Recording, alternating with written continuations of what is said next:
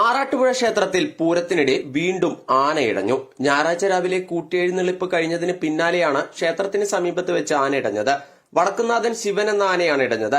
ക്ഷേത്രത്തിനോട് ചേർന്നുള്ള വഴിയിലൂടെ കിഴക്കേ നടയിലേക്ക് ഓടിയ ആന പിന്നീട് സ്റ്റേജിന് സമീപത്തൂടെ വടക്കുവശത്തേക്ക് ഓടുകയായിരുന്നു. ഉടൻ തന്നെ പാപ്പാന്മാരും എലഫന്റ് സ്ക്വാഡ് അംഗങ്ങളും ചേർന്ന് ആനയെ തളച്ചു. കഴിഞ്ഞ ദിവസവും തറക്കൽ പൂരത്തിനിടെ രണ്ട് ആനകൾ തമ്മിൽ കൊമ്പുകോർക്കുകയും ഏറെ ദൂരം ഓടുകയും ചെയ്തിരുന്നു. ഇന്ന് രാവിലെ ആനയടഞ്ഞതിനെ തുടർന്ന് ആനയടഞ്ഞ ദൃശ്യങ്ങൾ ഹെലിക്യാം ഉപയോഗിച്ച് പകർത്താൻ ശ്രമിച്ച യുവാവിനെ മർദ്ദിച്ചതായും പരാതിയുണ്ട്.